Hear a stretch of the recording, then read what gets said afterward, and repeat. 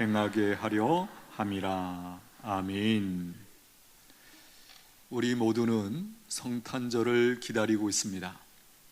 수많은 사람들이 예수님의 오심을 기다리고 있습니다. 과거에도 그랬고 지금도 그렇고 앞으로도 그럴 것입니다. 왜 수많은 사람들이 성탄절, 즉 예수님의 오심을 기다리는 것일까요? 여러 가지 이유가 있겠지만 그 중에 하나는 예수님이 오실 때 가져오시는 선물 때문이에요. 우리 중에 선물 싫어하는 사람 있나요? 없죠. 남녀노소. 우리가 사랑하는 누군가가 선물을 준비해도 기대가 되고 흥분이 되는데, 이 세상을 창조하신 하나님이, 이 세상의 주인이신 하나님이 선물을 가져오신다. 그 선물이 뭘까요? 첫 번째 말씀 한번 띄워주십시오. 우리 같이 읽겠습니다. 시작. 내가 온 것은 양으로 생명을 얻게 하고 더 풍성히 얻게 하려는 것이라. 양으로, 누구 양이죠? 예수님의 양을 말하는 것입니다. 궁극적으로 누구를 가리킵니까? 하나님께서 택하신 자들이죠. 예수님을 믿고 구원을 받은 사람들을 가리켜서 예수님이 양으로, 내 양으로, 그렇게 표현하고 계시는 거예요. 두 번째 말씀 한번 띄워주십시오. 같이 읽겠습니다. 시작. 내가 온 것은 양으로 생명을 얻게 하고 더 풍성히 얻게 하려는 것이라. 자, 생명을 얻게 하고, 지금 다 이미 생명이 있는데 생명을 또 얻게 한다? 이 말씀 우리가 어떻게 이해하면 좋을까요? 지금 이 말씀은 사람들이 생명이 없다라는 사실을 전제로 하고 지금 이 말씀을 하고 계시는 거죠. 이 부분 우리가 주목하셔야 돼요. 그렇다면 예수님의 이 말씀대로라면 지금 보십시오. 오늘 여러분들이 이 자리에 어떻게 오셨죠? 한마디로 말하면 생명이 있으시기 때문에 내가 어디로 가고 있는지 알고 어디로 왔는지 알고 발을 띄어서 걸어서 지금 이 자리에 계십니다. 그렇죠? 한마디로 생명이 있기 때문에 가능한 일이죠. 이 세상에 호흡하고 있는 모든 사람들, 걸어다니는 모든 사람들, 생명이 없는 것입니까? 아니죠. 생명이 없다고 말할 수 없습니다. 생명이 분명히 있습니다. 그렇다면 지금 예수님께서 오셔서 생명을 얻게 하신다라는 것, 무엇을 의미하는 것일까요? 분명한 것은 우리가 알고 있는 그 생명과는 다른 생명을 지금 말씀하고 있다는 것이에요. 어떻게 다른 것일까? 사람들이 보통 말하는 생명과 예수님께서 오셔서 택하신 자들에게 얻게 하시려는 이 생명, 무엇이 어떻게 다른 것일까요? 보통 사람들이 말하는 이 생명은 숨을 쉬고 있다, 심장이 뛴다, 생각하고 감정을 느낀다, 사회적 혹은 경제적 활동을 하고 있다, 할 수 있다, 이런 것을 가리켜서 우리가 살아있다, 생명이 있다, 그렇게 얘기하죠. 그런데 성경에서 이런 생명을 이야기할 때 쓰는 단어와 오늘 예수님이 가져오신 그 생명과는 다른 단어를 쓰고 있어요. 보통 사람들이 알고 있는 그런 생명을 가리킬 때는 헬라어로 비오스 혹은 푸시케라는 단어를 써서 우리가 보통 알고 있는 그 생명을 표현합니다. 이 생명은 모든 인간이 가지고 태어나는 생명을 말하는 것이에요. 이 생명은 죄로 인해서 하나님과 단절된 상태에서도 유지될 수 있는 그런 생명이에요. 오늘 우리가 그러하죠. 첫사람 아담과 하와가 타락한 이후에도 이 육신의 생명을 가지고 있죠. 바로 그 생명을 말하는 것이에요. 그러나 이 생명은 결국 죽음으로 끝나는 생명입니다. 이에 비해서 예수님이 오셔서 얻게 하시려는 이 생명은 다른 단어를 쓰는데 조회라고 하는 전혀 다른 단어를 씁니다. 이 생명은 하나님께 속한 생명이에요. 하나님으로부터 흘러나오는 생명을 가리키는 그런 단어예요. 또 다르게 말하면 하나님과의 관계 안에서만 누릴 수 있는 생명, 그 생명을 가리켜서 조회라고 하는 이 특별한 단어를 쓴다라는 것이에요. 그래서 단순히 살아있음이 아니라 하나님과 함께 살아있는 상태, 하나님과 함께 살아있는 상태를 가리켜서 쓰는 단어가 바로 조회라고 하는 특별한 단어입니다. 이 생명은 죽음으로 끝나지 않고 죽음을 통과하는 생명이에요. 지금 제가 엄청난 표현을 했어요. 눈을 동그랗게 뜨시고 한번 다시 들어보십시오. 예수님이 가지고 오셔서 우리에게 주시는 그 생명은 죽음으로 끝나지 않고 죽음을 통과하는 생명이에요. 할렐루야. 이 사실 때문에 이 땅에서 성도들도 예외가 아닌 우리가 죽음을 경험할 때 세상 사람들, 예수님을 모르는 사람들과 조금은 다른 반응으로 그 상황을 경험하고 그렇게 이겨내죠. 바로 지금 이 말씀드리고 있는 이 생명을 성경은 바로 새 생명이다, 그렇게 표현하고 있어요. 또 다르게 말하면 영원한 생명이다, 그렇게 성경은 우리에게 가르쳐주고 있는 것이에요. 로마서 6장 4절 말씀 한번 띄워주십시오. 같이 읽겠습니다. 시작. 그러므로 우리가 그의 죽으심과 합하여 세례를 받음으로 그와 함께 장사되었나니 이는 아버지의 영광으로 말미암아 그리스도를 죽은 자 가운데서 살리심과 같이 우리로 또한 새 생명 가운데서 행하게 하려 함이라. 여기 끝에 새 생명 가운데서 행하려 하심이라. 요 새 생명, 바로 조회라고 하는 그 단어입니다. 여기서 우리가 확인하게 되는 것이 무엇입니까? 하나님께서 왜 우리를 구원하셨는가 하는 그 목적에 대해서 새롭게 발견하게 됩니다. 우리가 상식적으로 알고 있는 것처럼 만약에 천국에 들어가는 것이 최종적인 이 구원의 목적이라면 우리가 예수님 믿고 하나님이 바로 데려가시는 것이, 천국으로 우리를 데려가시는 것이 가장 좋습니다. 그런데 하나님이 그렇게 하지 않으시죠. 뭡니까? 이 땅에서 우리를 구원하시고 그 새 생명을 부여하시고 그 생명을 가지고 이 땅에서 살아가도록 시간을 허락해 주신다는 거예요. 이 부분을 우리가 주목하셔야 됩니다. 우리에게 말로 다 할 수 없는, 그 무엇으로도 표현할 수 없는 그 구원이라는 그 은혜, 그 구원의 은혜를 주신 목적은 단순히 우리가 구원받고 천국에 들어가는 것이 다가 아니라는 거예요. 바로 이 땅에서 그 새 생명을 받고 그 새 생명으로 살아가는 그 은혜, 또 그 과정을 통해서 하나님이 이루시고자 하는 선한 목적을 섬기도록 하기 위하여 이 새 생명을 주셨고 그 새 생명으로 살도록 우리에게 시간을 지금 주고 계신다. 이 부분을 우리가 놓치면 안 됩니다. 그렇다면 어떻게 이 새 생명을 얻을 수 있는가 하는 것이에요. 요한복음 20장 말씀 띄워주십시오. 같이 읽겠습니다.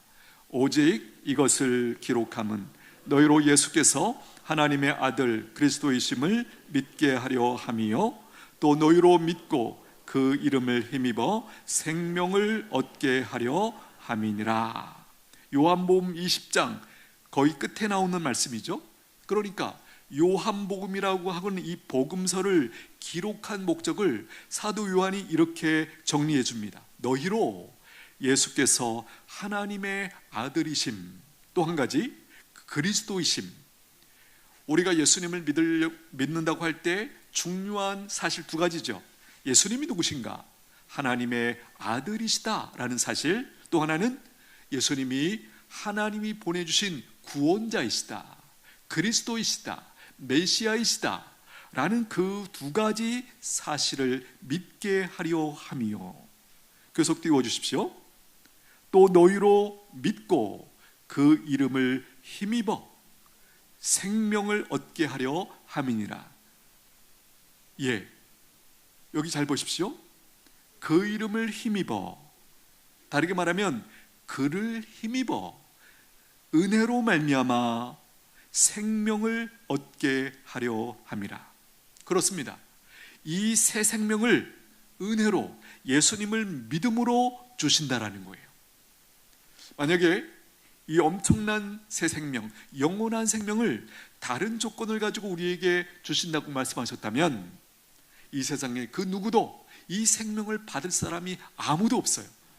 놀랍게도 제가 서두에서 말씀드린 것처럼 이 새 생명은 선물이에요.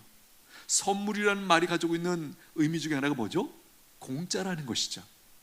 왜 이 엄청난 이 새 생명을, 영원한 생명을, 죽음의 그 사망도 이겨내는 이 새 생명을 우리에게 선물로 주시는 것일까요? 두 가지를 기억하셔야 돼요. 그만큼 나를, 우리를 사랑하시기 때문에.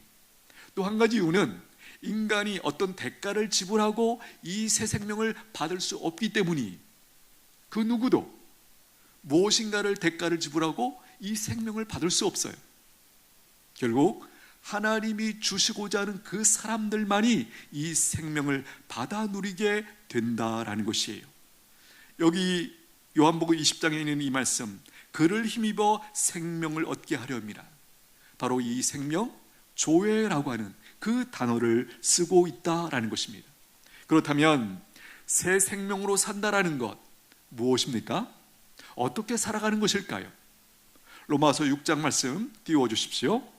같이 읽겠습니다. 시작. 그러므로 우리가 그의 죽으심과 합하여 세례를 받음으로 그와 함께 장사되었나니 이는 아버지의 영광으로 말미암아 그리스도를 죽은 자 가운데서 살리심과 같이 우리로 또한 새 생명 가운데서 행하게 하려 함이라. 아멘.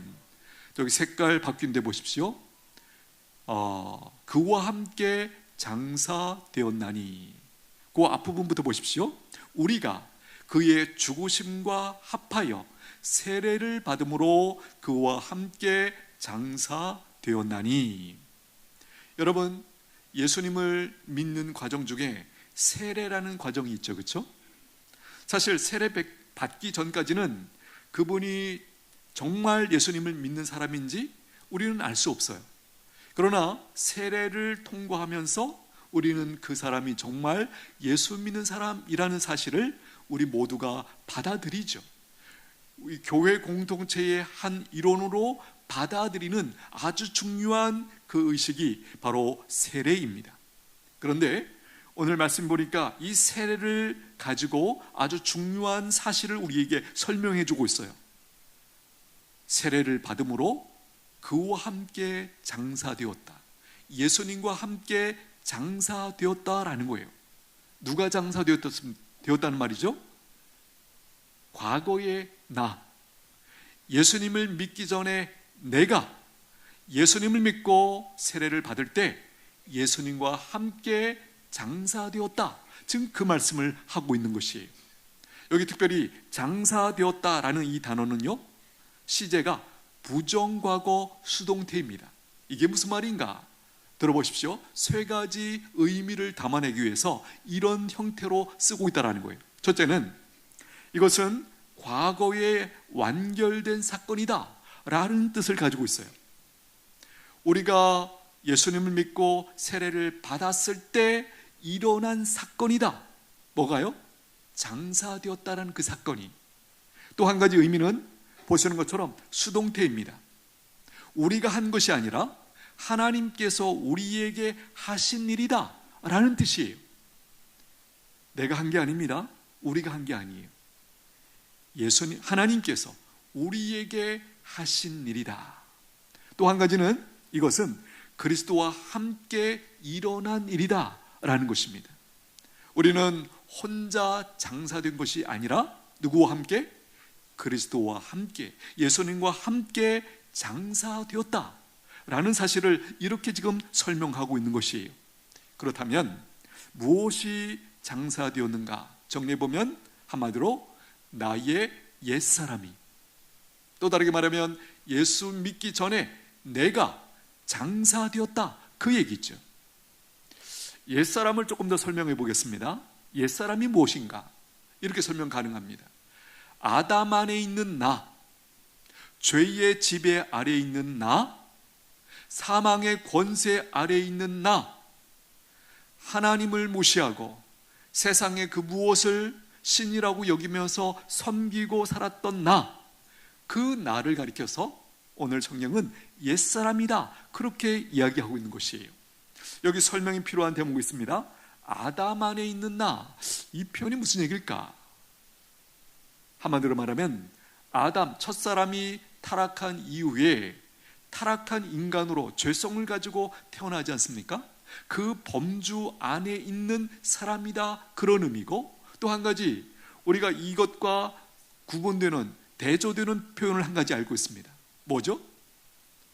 그리스도 안에 있는 나라는 표현. 특별히 우리가 신약 성경을 읽을 때 이 그리스도 안에서, 이 표현이 굉장히 자주 등장하죠. 바로 그리스도 안에서라는 표현과 대조되는 표현이 여기 아담 안에 있는 나, 바로 그 표현이에요. 이렇게 옛사람, 그 내가 그리스도와 함께 십자가에 못 박혔고 죽었고 장사되었다라는 것이에요. 여러분, 이 사실을 잘 이해하셔야 돼요.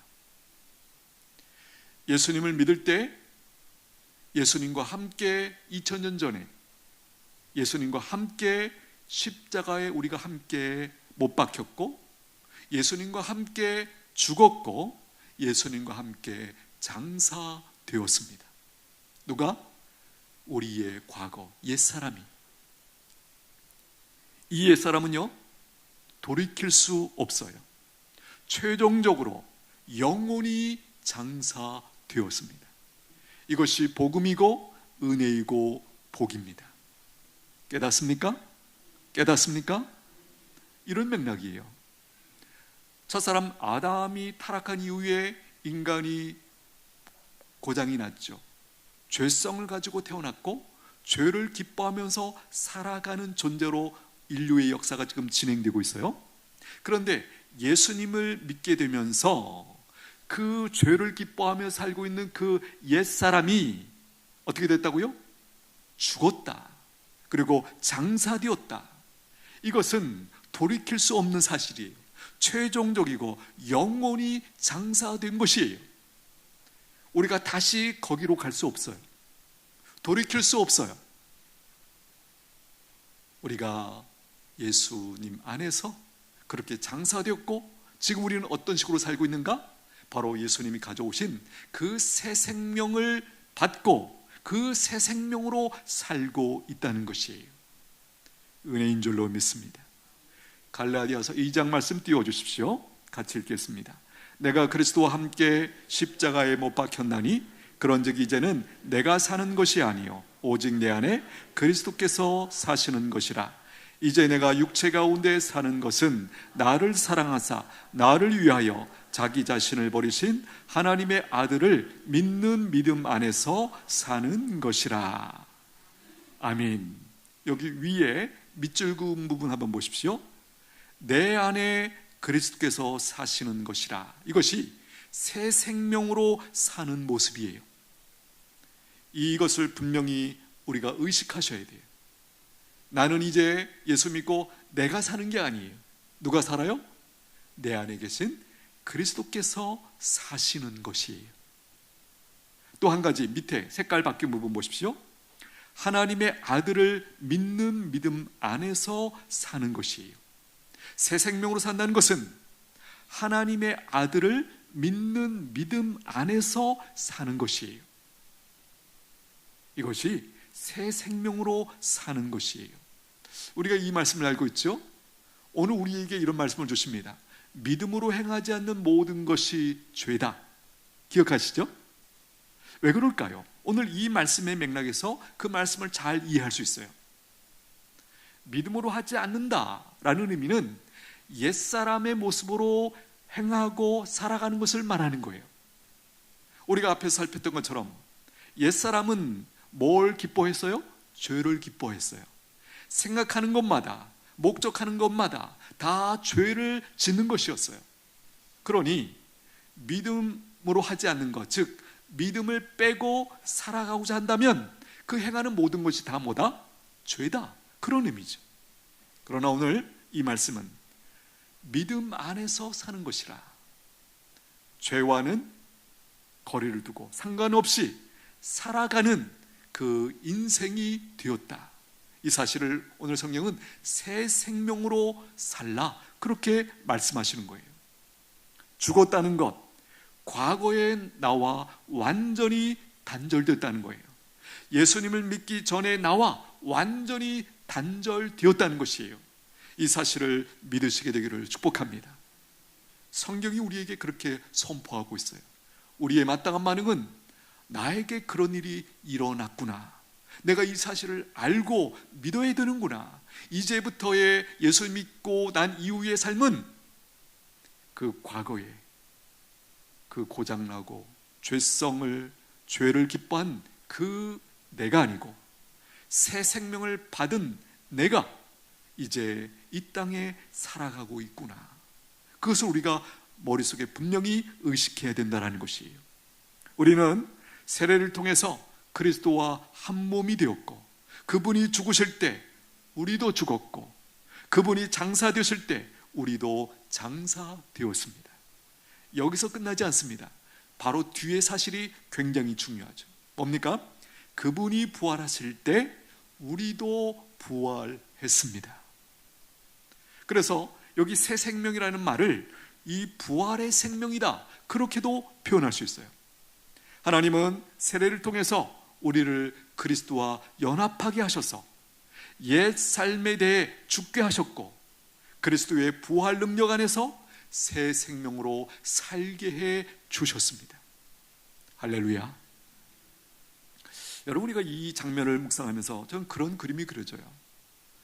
우리가 한두 번 경험이 있으실 거라고 생각하는데, 어디에 몸이 많이 아파서 병원에 가서 뭐 한두 달이라도 병원 신세를 지면서 그렇게 거기서 살아내는 것, 여러분 병원 생활 어때요? 너무 힘들죠. 그렇죠? 그렇죠? 일주일인 것도 힘들어요. 그런데 거기 뭐 한두 달 혹은 1년씩 병원에서 계속 계신다고 생각해 보세요.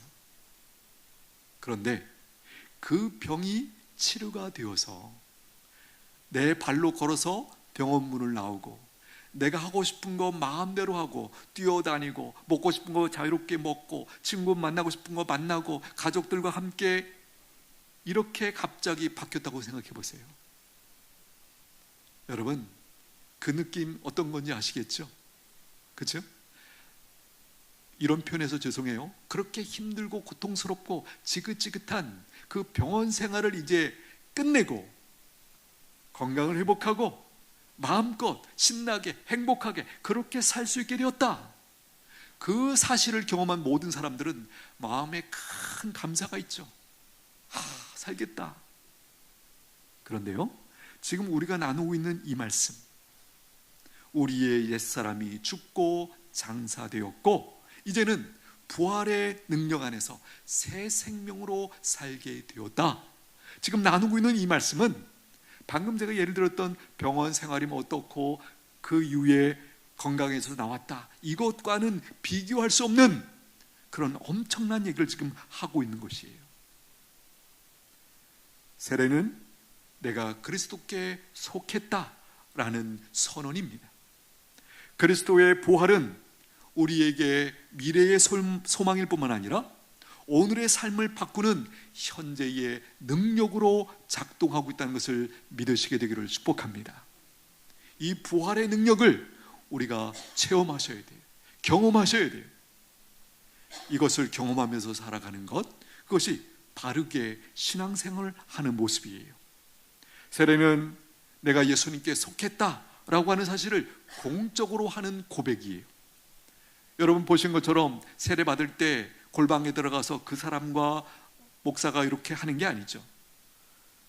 모든 성도들 앞에서, 그렇죠? 문답을 하고, 문답이 뭡니까? 그분의 신앙이 무엇인지, 하나님을, 예수님을 성경의 근거에서 바르게 믿고 있는지를 확인하고 우리 모두가 증인이죠. 그 다음에 세례를 베풀죠. 한마디로 무엇입니까? 내가 예수님께 속한 사람입니다 라는 것을 공개적으로, 공식적으로 고백하는 시간이에요. 이 고백은요, 반드시 삶을 요구합니다. 하나님을 믿는, 예수님을 믿는, 예수님을 구원자로 받은 사람다운 삶을 살 것을 우리 모두가 기대하는 거예요. 여러분, 이 공적이라는 것 혹은 공개적이라는 것은 굉장히 의미가 있고 중요합니다. 그렇죠? 이게 있을 때 책임감이 있는 거예요.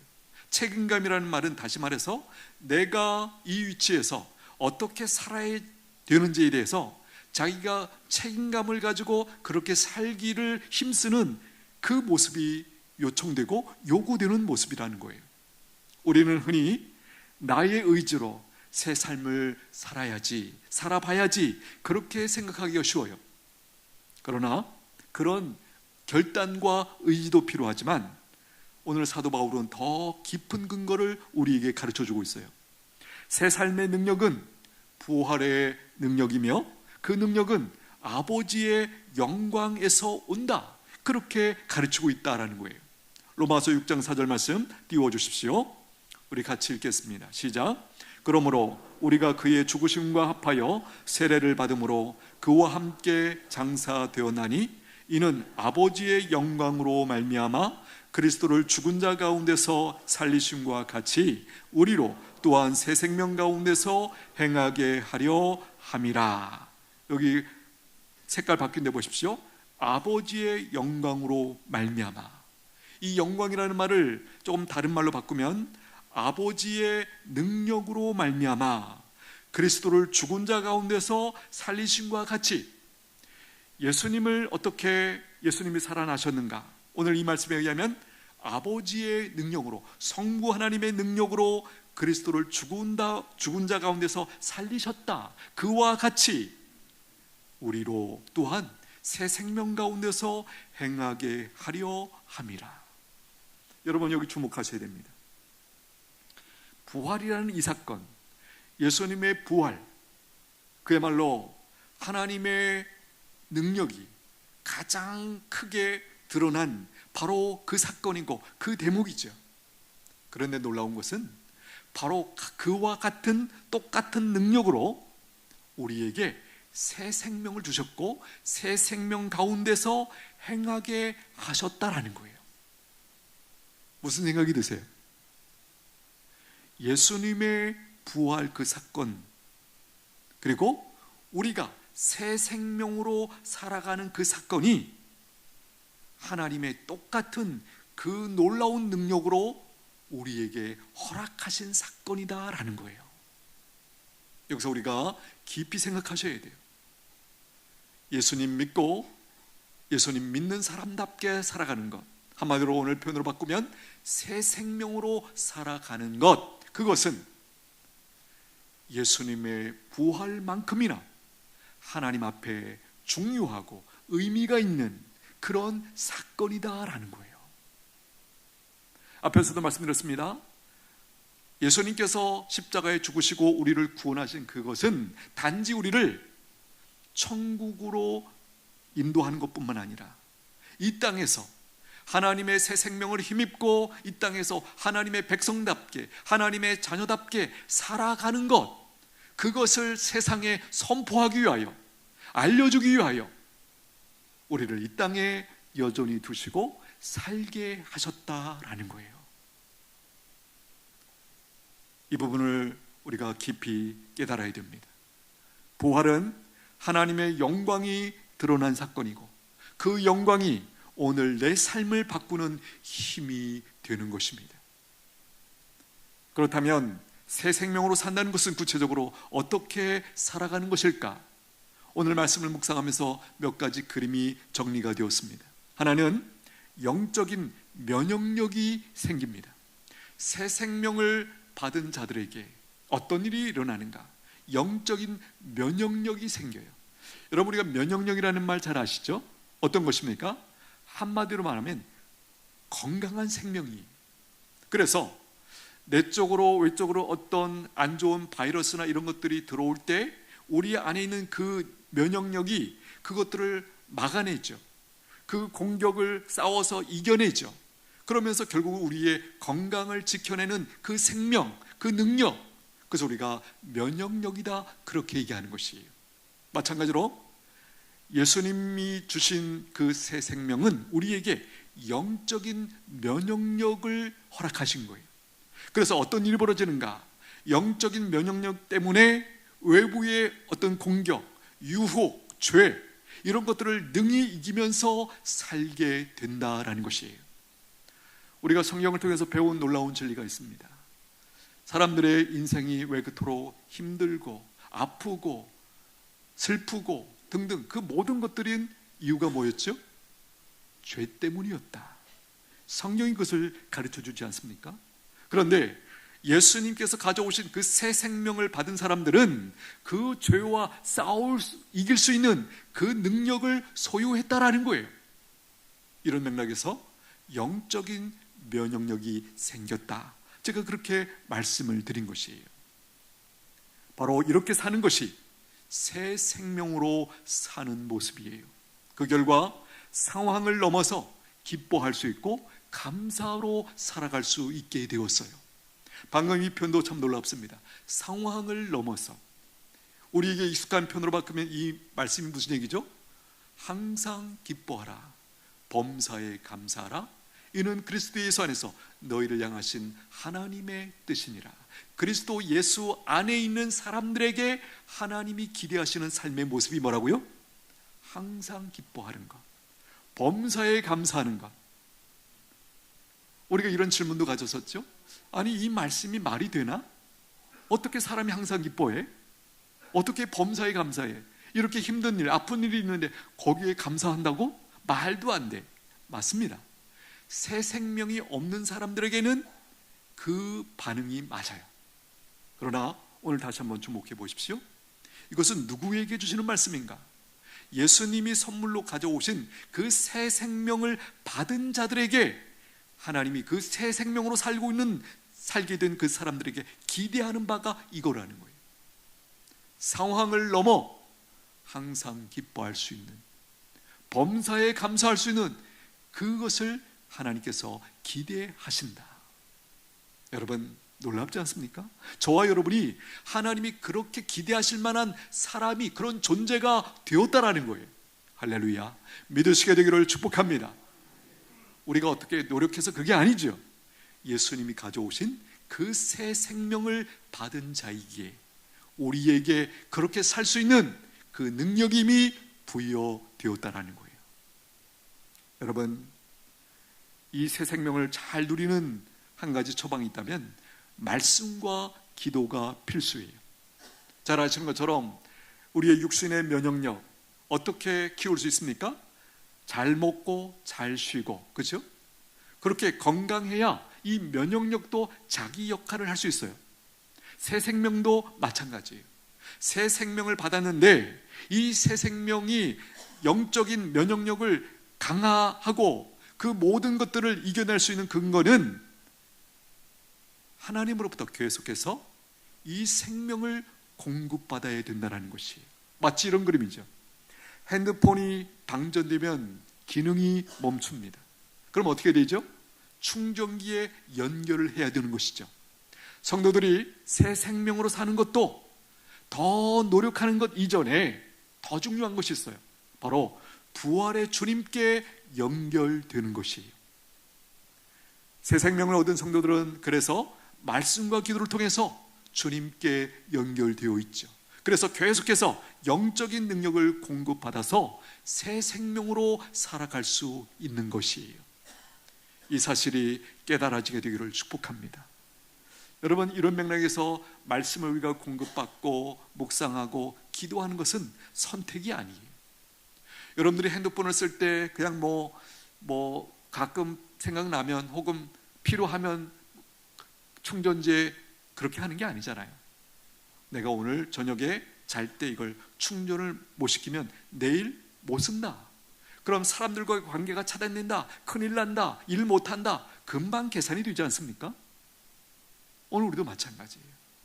여러분들이 지금 얼마나 말씀과 기도를 통해서 하나님의 이 새 생명을 계속해서 공급받고 있는지 저는 잘 모르겠습니다. 그러나 이것은 그 어느 것보다 중요하다는 것 깨닫게 되기를 축복합니다. 또 한 가지 이런 것입니다. 천국과 하나님 아버지가 실제로 느껴져요. 이전에는 막연했던 하나님이 이제는요 마음으로 느껴지고 경외하는 분이 됩니다.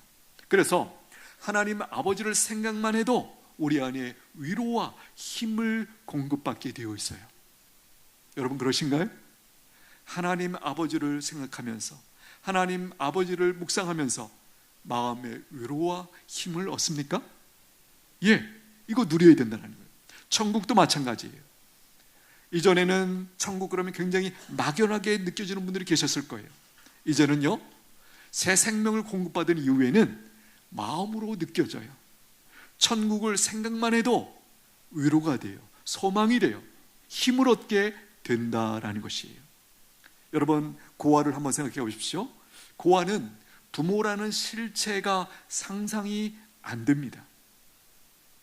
저는 그렇게 생각해요. 개인적으로 그 생각을 해보니까 예를 들어서 부모님이라는 존재를 한 번도 보지도 못하고 느끼지도 못했던 그런 아이라면 부모님에 대해서 상상하는 것이 저는 굉장히 어렵다고 생각해요. 그러나 영적인 생명, 예수님이 주신 이 새 생명을 얻은 자들은요 하나님 아버지라는 실체가 느껴져요. 경험되어져요. 그래서 하나님 아버지를 생각만 해도 좋아요. 위로가 돼요. 힘을 얻어요. 나한테는 하나님이 계시지, 하나님 아버지가 계시지, 그런 믿음과 함께 확신과 함께 하나님의 실체가 느껴지는 거예요. 여러분 이 놀라운 사실 누릴 수 있게 되기를 축복합니다. 새 생명으로 산다는 것 마치 이런 걸까요? 이사한 사람이 옛집의 우편함을 계속 열어보면서 살까요?